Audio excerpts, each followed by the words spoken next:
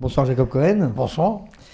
Nous sommes ensemble ce soir pour discuter de la dissidence. Tout à fait. Est-ce que vous considérez que vous faites partie de la dissidence et si oui, quelle est votre place? Oui, je fais partie de la dissidence incontestablement. Je crois que de par ma propre position et ma propre réflexion, et je suis reconnu comme tel aussi, c'est-à-dire que le milieu de la dissidence me reconnaît comme faisant partie du sien.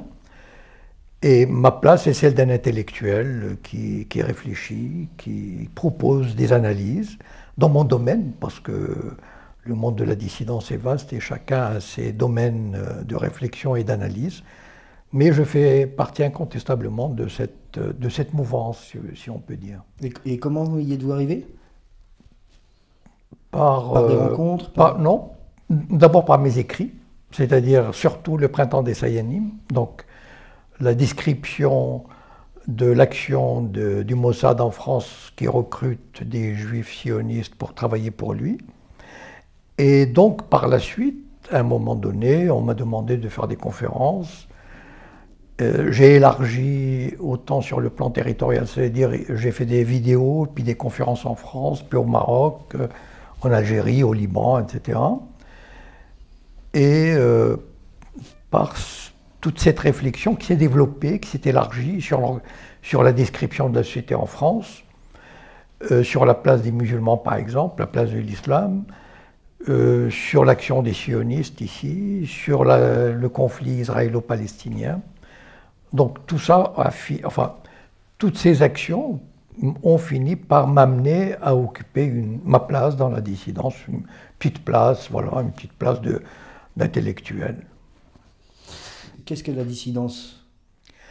En fait, c'est vrai que ce qui est nouveau en France, en France aujourd'hui, et par extension aussi en Occident, c'est qu'on va au-delà de l'opposition classique qu'on a connue dans les systèmes politiques avant le développement des réseaux sociaux. Avant le développement des réseaux sociaux, les gens, ceux qui contestaient le système n'avaient aucun moyen de le contester en dehors des circuits classiques. Les syndicats, les partis politiques, les associations. Et donc tout était plus ou moins contrôlé, plus ou moins classifié et dans un cadre légal. Alors qu'avec le développement des réseaux sociaux, c'est créé la possibilité de contester le système de plusieurs manières, de dizaines de manières, de centaines de manières. Et donc, ce sont des gens qui se reconnaissent, les dissidents. Pour moi, si je devais donner une définition, les dissidents sont des personnes qui se mettent en dehors du système. Ça veut dire qu'ils n'acceptent pas les règles du système. Et pour moi, il y a un critère, par exemple, qui est très important, c'est le critère électoral. Ça veut dire que si un homme politique ou un parti ou une organisation participe au système électoral, c'est qu'elle en fait partie et qu'elle en a accepté les règles et les limites de sa réflexion et de son action, parce qu'elle accepte d'entreprendre son action dans le cadre légal établi, alors que pour moi, un dissident, c'est quelqu'un qui sort du système, ça veut dire qui remet en cause les fondements même du système. Oui, on voit qu'il y a un niveau de maîtrise du système sur le processus électoral, ne serait-ce que pour les régionales, par exemple, où on a vu qu'ils ont même décidé de fusionner. Tout à fait. Les élections régionales nous ont montré que le système contrôle, par les élections, le système contrôle le fonctionnement même de la société et empêche ceux qui le contestent réellement d'arriver à occuper la place qui leur reviendrait en principe. Quand on fait 30% des voix ou 40%, il est inadmissible, quel que soit le parti, il est inadmissible qu'il ne soit pas représenté. Mais enfin, bon, ça c'est une autre histoire. Mais c'est le consensus du système autour de quelques règles et justement d'empêcher ceux qui contestent le système d'arriver à le bouleverser. La dimension virtuelle en fait des réseaux, si vous voulez, quand c'était des syndicats qui faisaient une manifestation, etc., il y avait une dimension physique réelle sur le terrain. Là, on s'écarte un peu de ça. Donc tout le monde peut dire un peu tout et n'importe quoi, je veux dire, sur Internet. Après, dans la réalité, comment ça pourrait s'appliquer éventuellement? Est-ce qu'il peut y avoir une répercussion au-delà de l'élévation du niveau de conscience? Comment cette dissidence peut devenir vraiment efficace face au système? Bon, tout d'abord, il faut placer la dissidence dans ses limites, c'est-à-dire il faut la définir. Quelle est l'action de la dissidence? L'action de la dissidence n'est pas justement parce qu'elle refuse le système établi. C'est-à-dire que le système établi nous dit, si vous voulez contester le régime, organisez-vous en parti politique ou en association et présentez vos élections, etc. Mais en fait, dans ce sens-là, on n'a aucune chance.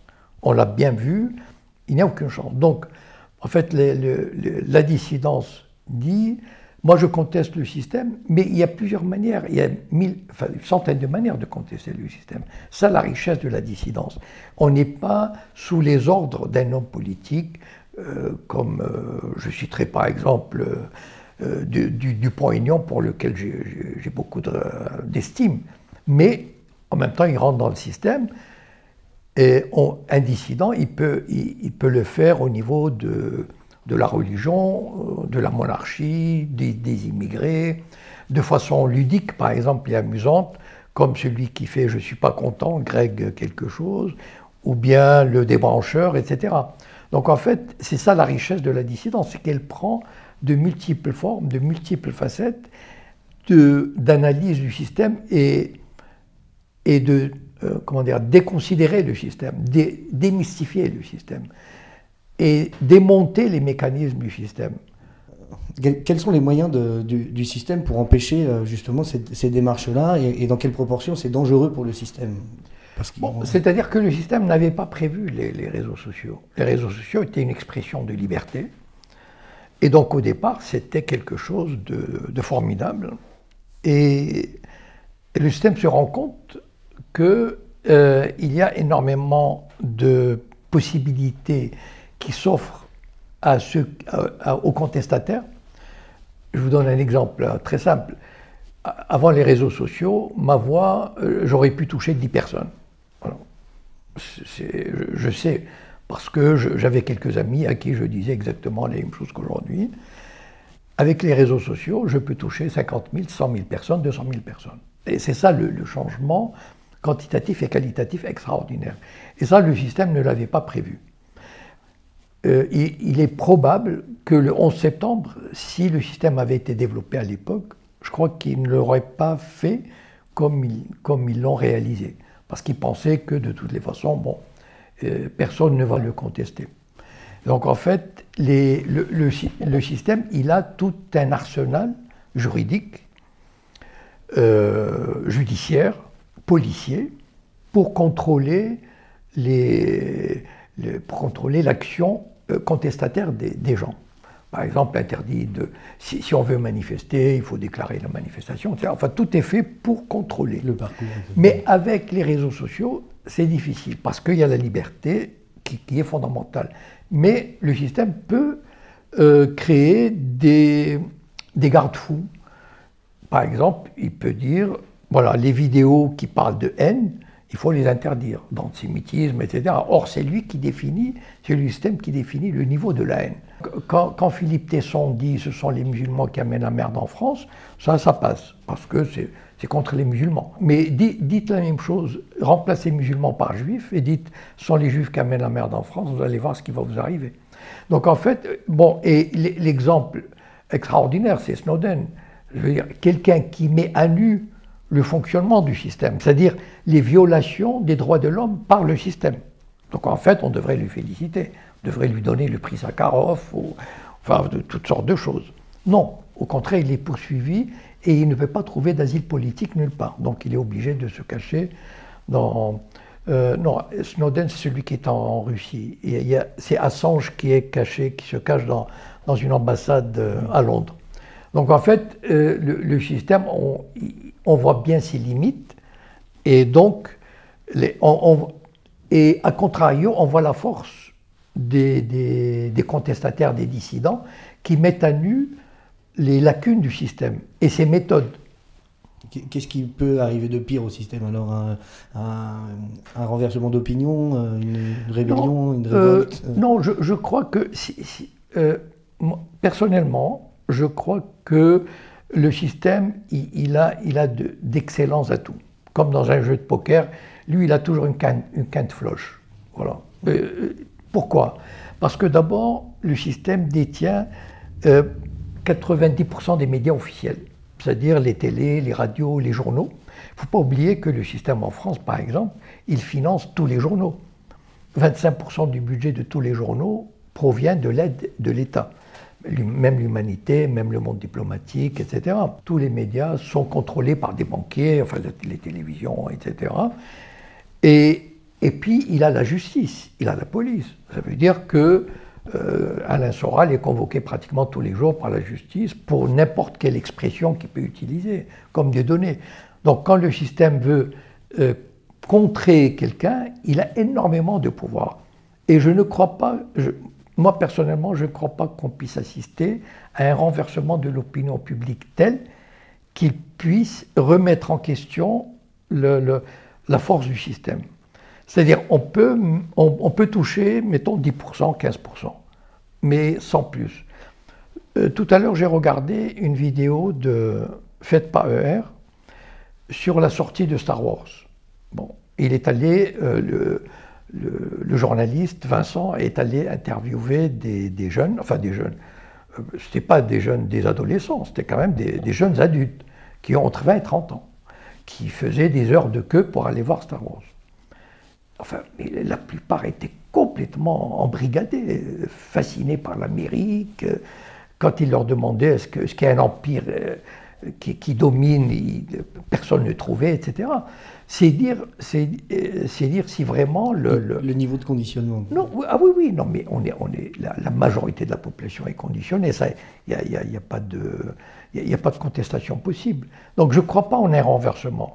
Cependant, le système, il fait en sorte que même ce niveau, cette frange de contestation, elle lui est quand même hostile et il voudrait bien la maîtriser, la contrôler. Mais pas l'éradiquer. Non, l'éradiquer si vraiment il pense qu'il y a un risque. Qu'il y a un risque, par exemple si ça s'étend, ou bien si vraiment il y a un risque de contestation assez important. À ce moment-là, vous savez, le système n'hésite jamais à violer ses propres lois et ses propres règles. Donc en fait, il faut jamais faire confiance au système. Il y a des lois, il y a des libertés, mais le système est le premier à les violer pour se maintenir et pour contrer une véritable contestation. Et donc, il laisse faire parce qu'une démocratie, c'est beaucoup plus facile à maintenir qu'une dictature. Donc il faut donner aux gens l'illusion qu'ils vivent en démocratie. D'ailleurs, il y a cette espèce de cirque ou de pièce de théâtre qui se joue dans les médias avec des fausses oppositions, etc. Bon, on a l'impression. Et ça se joue sur, par exemple, une contestation de personnes. Est-ce que Sarkozy va battre Juppé ou Juppé va battre Sarkozy? Donc en fait, on détourne l'attention des gens des vrais problèmes. Et le système sait y faire. Mais en fait, cette frange de contestataires, il voudrait quand même la limiter au maximum, tout en conservant cet écran ou cette illusion de démocratie. De liberté d'expression, comme on a pu le voir avec certains des dissidents et des figures les plus représentatives de la dissidence. À ce propos-là, pour le coup, il y a Alain Soral, là, dont vous parliez, qu'on a tendance à présenter comme un leader de la dissidence. Oui. Et pourtant, il y a malgré tout autour énormément d'antennes. Qu'est-ce qui est le plus dangereux pour le système, d'avoir un leader qui porte toute la dissidence, ou d'avoir une pluralité comme ça d'activistes, finalement? C'est-à-dire, à partir du moment... Pourquoi Soral est dangereux pour le système? Par exemple, prenons Francis Cousin, quelqu'un qui fait une analyse très pertinentes du système, ou bien Pierre Jovanovic, il y a beaucoup, enfin moi, je peux en citer des dizaines. Eux, ils sont moins dangereux qu'Alain Soral. Enfin, pour le système, pourquoi? Parce qu'Alain Soral a une organisation qui est très structurée, qui marche bien, qui est efficace, et il attire à lui des centaines de milliers de jeunes. Bon, parce qu'il est connu, il s'exprime bien, il a une vision très lucide de la société et surtout, il dit des choses qui dérangent, surtout au niveau de la puissance de la communauté juive et de son influence. Les autres, très peu, osent aborder ce point sensible. Parce qu'en fait, je pense, moi je suis convaincu, qu'il y a une ligne rouge en France qu'il est presque interdit de franchir. C'est l'influence juive, l'influence du lobby, ou Israël, ou le sionisme. À la limite, on peut parler, Francis Cousin par exemple, peut parler du marxisme, Jovanovic de la faillite bancaire, Étienne Chouard de l'illusion du vote, etc., etc. Mais il y a un point sur lequel le système ne peut pas, ou ne veut pas transiger, c'est la puissance du lobby. Et le fonctionnement de la société française obéit à ce principe fondamental, la puissance du lobby juif, la puissance du lobby judéo-sioniste ne peut pas être égratignée, ne peut pas être touchée. On ne peut même pas le dire, on ne peut même pas l'exprimer. Mais pourquoi? Enfin, parce que le pouvoir est maîtrisé par la communauté exactement, juive. Oui. Exactement, parce que, comme je l'ai montré dans le Printemps des Sayanim, il y a des milliers de juifs sionistes qui travaillent pour le Mossad et qui contrôlent quasiment la plus grande partie de la société. Et puis, il y a la complicité du système avec ce lobby. Et la soumission de la classe dirigeante, quand je dis la classe dirigeante, ça veut dire la classe politique, la classe intellectuelle, médiatique, etc., à ce lobby. Et donc, comme Soral et Dieudonné sont les seuls qui osent aller ouvertement contre cette domination. Et c'est pour ça que le système leur en veut, et c'est pour ça que le système utilise toutes les ficelles qu'il a à sa disposition. Par exemple, le contrôle fiscal. Le contrôle fiscal existe, c'est normal que le service des impôts aille contrôler des sociétés. Mais le système utilise le contrôle fiscal, par exemple, pour dissuader un éditeur de publier un livre dérangeant, par exemple. Et donc, on lui colle un contrôle fiscal. Un contrôle fiscal, c'est toujours embêtant pour une entreprise. Mais Soral, il est constamment, et Dieudonné sont constamment sous contrôle fiscal. Bon, Étienne Chouard peut être regardé par 100 000 personnes, 200 000, comme Jovanovic, etc., comme tous les dissidents, comme tous les penseurs, comme tous les politiques, comme tous les universitaires. Mais ça reste quand même dans des limites raisonnables pour le système. Mais là où ça touche le nerf du système, c'est quand on met à nu la soumission du système à l'idéologie judéo-sioniste. Ça, c'est insupportable. Il y a eu quelques petits soucis et quelques heurts internes au sein de la dissidence. Là, on vient de voir par exemple une vidéo qui est passée de l'AIB, je crois. Oui. Qui discute avec Dieudonné au sujet de Soral. Oui. Et il y a en fait une guerre fratricide un peu au sein de la dissidence. Et ça, c'est assez étrange parce que finalement, le but est quand même a priori commun. C'est le bien-être du peuple face à une oligarchie, a priori. Bon, la nature de la dissidence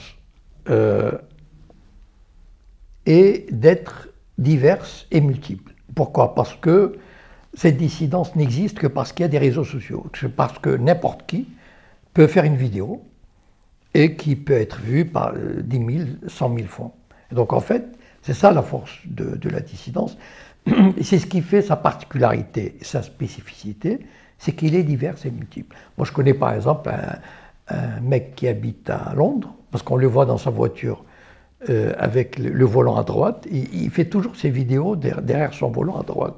Bon, il parle en français, il est d'origine algérienne.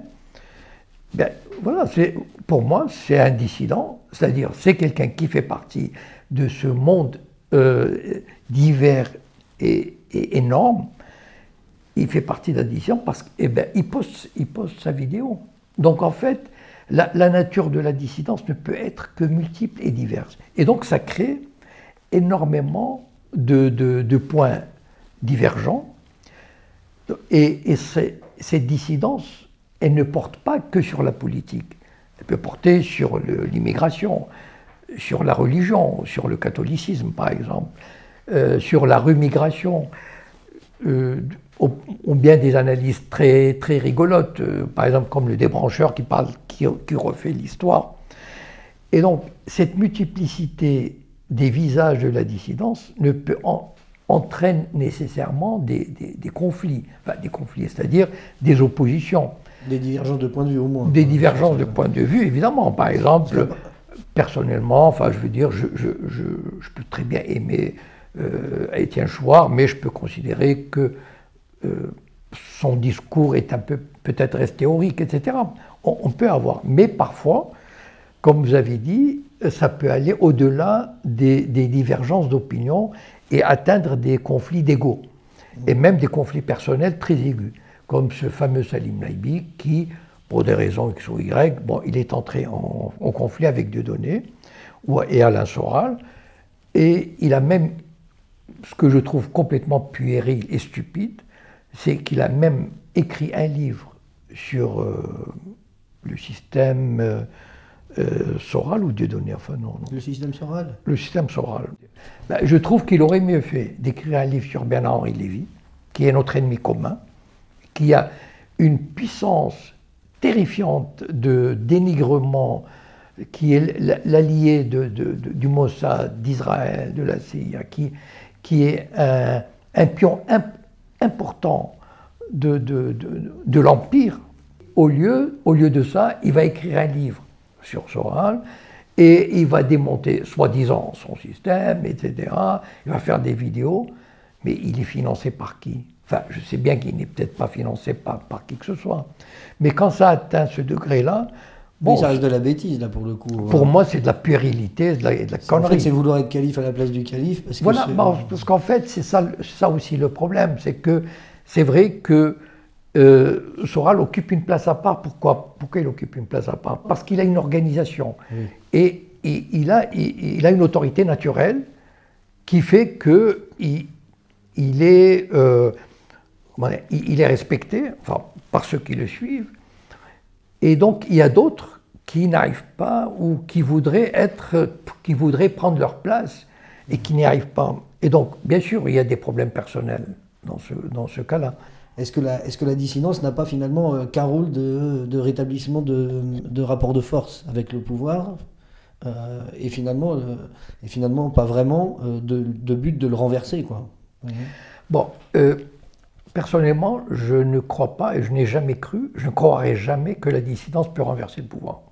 Voilà. Vous savez, par exemple, il y a eu un mouvement du 14 juillet dernier qui avait dit, bon, on va se rencontrer à 1 million en place de la Concorde, on va rentrer à l'Élysée et on va établir un comité de transition pour un nouveau pouvoir. Bon, finalement, ils se sont retrouvés à quelques milliers et puis ils se sont dispersés, bon, voilà. Donc en fait, il faut pas rêver. Le pouvoir, il est là, il a 1 million, 2 millions de gens qui profitent bien du système. Il contrôle la police, la justice, il y a les préfectures, il y a tous les ministères, enfin, il y a les médias. On peut pas, il ne faut pas rêver de déloger le système et de le renverser. Bon, donc à partir de là, quel est le rôle de la dissidence? Enfin, tel que je le vois moi. Le rôle de la dissidence, c'est de mettre à nu le fonctionnement du système dans ses diverses fonctions, économiques, politiques, culturelles, médiatiques, etc. Chacun à sa manière. Chacun porte un coup au système, dévoile les failles d'un système, les fonctionnements d'un système. Pour l'assainir. Bon. Pardon? Pour l'assainir. Pas nécessairement. Parce que pour l'assainir, il faudrait avoir les moyens de le faire. C'est-à-dire de faire une autre politique. Donc, moi, en tant que dissident, par exemple, je vois mon but, et tel que j'analyse le rôle des dissidents et leur importance et leur fonction, c'est d'éclairer les gens, de donner des armes, de donner des outils de compréhension à ces centaines de milliers de gens qui ont envie de comprendre ce qui se passe, et à eux, après, de créer les conditions de changement, c'est-à-dire de voir comment ils peuvent s'organiser pour changer. Par exemple, éventuellement créer des listes électorales, éventuellement créer des associations pour contrer des listes électorales. Pourquoi pas? Non, ce ne sont plus des dissidents alors. Non, c'est-à-dire dans certaines, voilà, dans certaines conditions. Par exemple, il y a eu, pour la première fois, il y a eu ce qu'on appelle le Parti des démocrates musulmans de France, qui a présenté, quelques candidats aux élections régionales, et seulement dans quelques villes de l'Île-de-France. Bon. Personnellement, j'approuve cette démarche.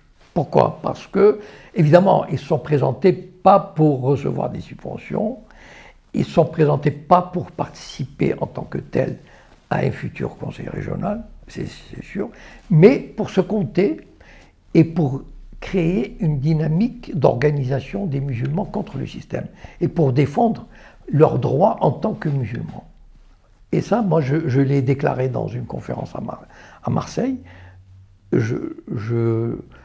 J'encourage les musulmans à s'organiser de cette façon-là.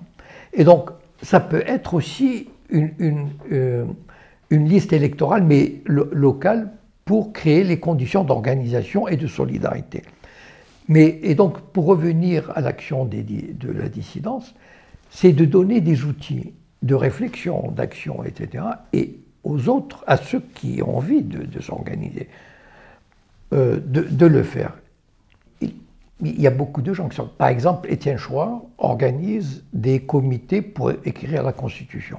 Donc il y a par exemple des centaines ou des milliers ou des dizaines de milliers qui apprennent, qui analysent l'écriture d'une Constitution. Pourquoi par exemple l'écriture d'une Constitution classique est viciée à la base? Ce sont de bonnes idées qui peuvent circuler et aboutir à quelque chose. Encore une fois, la dissidence ne peut être que minoritaire. Pourquoi? Parce que c'est son destin. La société est ainsi faite. Et il ne faut pas se faire d'illusions.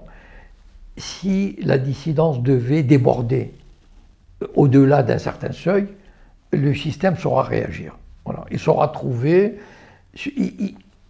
Prenez l'état d'urgence, par exemple. Voilà. Bon. L'état d'urgence a permis des milliers de perquisitions. Oui. Voilà. Donc en fait, c'est une façon, par exemple, moi je connais le directeur d'Islam Info, avec qui j'ai fait une interview il y a 2 ans. C'est un homme pacifique, il est très religieux, mais il est d'un pacifisme, il ne ferait pas de mal à une mouche. Il y a une perquisition féroce chez lui. Donc pour moi, voilà une façon de dissuader les gens de militer et de s'organiser. Et donc en fait, le système, quand il veut, peut très bien créer les conditions de l'état d'urgence. Vous voyez ce que je veux dire, suivez mon regard. Et puis, une fois qu'on a établi l'état d'urgence, il peut taper, avec l'assentiment d'ailleurs, par exemple, en France, quasiment 80% ou 90% des gens n'y trouvent rien à redire. Et donc, c'est ça aussi, c'est-à-dire que il y a un seuil, et je crois que on devrait avoir cette humilité, nous les dissidents, en tout cas moi personnellement, de considérer les limites de notre action, parce qu'on sait à qui on a affaire. L'action dissidente alors est donc finalement presque une thérapie dans la volonté de rétablir le rapport de force, sans aucune possibilité d'arriver jusqu'à la révolution finalement. Non, ça dépend pas de bonsoir. Non. On ne sait jamais. Vous savez, la révolution n'est jamais programmable. La plupart des révolutions ont éclaté. Mai 68 a éclaté sans que personne n'ait pu donner la moindre indication. Qui aurait imaginé que d'une révolte d'étudiantes, il y allait y avoir 10 millions de grévistes qui voulaient changer le système. Et là, on a vu que tout le système s'est mis en place, les syndicats, les partis politiques, pour contrôler cette révolution. Enfin, cette possibilité de révolution. Et donc, c'est pas que je sois, c'est pas du pessimisme, c'est pas du refus. On lance des graines, on lance des idées, et puis elles suivent leur chemin. Quand on analyse a posteriori, évidemment, on peut dire oui, ça a été manipulé, etc. Mais sur le coup, vous savez, si le système avait eu vent de ce qu'allait devenir cette révolte, mais il aurait relâché les étudiants, puis il aurait dit bon ben rentrez chez vous, voilà, on rouvre les universités, etc. Mais ça ne s'est pas fait comme ça, personne n'a prévu. Et donc en fait, c'est tout un enchaînement. C'est ça qui est formidable aussi. Comme pour Daesh finalement. Non, Daesh a été calculé, c'est-à-dire on a financé, on a mis les moyens pour créer des groupes pour semer le désordre en Syrie, en Irak, etc. Bon, après, voilà. Mais le chaos, attendez, le chaos actuel et la puissance de Daesh, c'est voulu, vraiment? Ah oui, tout à fait, c'est voulu. Et si on a voulu, si on le voulait, on pourrait y mettre un terme en quelques jours. L'ancien chef d'état-major israélien, bon ça c'est une parenthèse, l'ancien chef d'état-major israélien, l'ancien premier ministre Ehud Barak, donc qui sait de quoi il parle. Il a déclaré il y a quelques mois, c'était peut-être un coup de cœur d'honnêteté ou de franchise. Il avait dit, si on voulait vraiment, on pourrait briser Daesh en quelques jours. Daesh sont des colonnes de jeeps, avec les moyens qu'on a, les drones, ils peuvent les décimer, et sur un terrain plat, voilà. Et comment ça se fait que Daesh, par exemple, a un système d'Internet et de réseaux sociaux qui lui donne la possibilité de s'exprimer, etc. Bon, on peut se poser des questions. Il y a beaucoup de questions qui se posent. Mais enfin, là n'est pas le sujet. Le sujet est que les phénomènes sociaux sont imprévisibles. Donc, je ne dis pas, moi je n'attends pas de révolution à proprement parler, et personne ne peut donner la date ni les conditions d'une explosion sociale et d'une révolution. Les révolutions ont toujours fonctionné comme ça, c'est-à-dire on ne sait jamais comment elles se développent. Et en 68, parce qu'en général les gens oublient que mai 68, ce n'est pas seulement la révolte étudiante, c'est toute la société qui s'est révoltée. Il y a eu des millions de grévistes, des millions de grévistes. Donc en fait, c'est tout un pan, c'est pratiquement toute la société française qui voulait changer les choses. Et il a fallu toute la force du système, mais vraiment toutes les organisations syndicales, politiques, pour contrôler et amener les gens à abandonner le désir révolutionnaire. Ce qui est formidable, c'est cette richesse et cette multiplicité des points de vue et cette explosion de la critique qu'on n'a jamais connue auparavant. C'est-à-dire que pratiquement toutes les facettes de la société, du fonctionnement du système, sont passées à la moulinette. Qui aurait pu imaginer, par exemple, que le 11 septembre, avec toute la force du système, on arrive quand même à le contester, parce que grâce aux moyens de la dissidence, à cette possibilité-là. Et donc en fait, le système n'a plus le monopole de l'information, n'a plus le monopole de la propagande.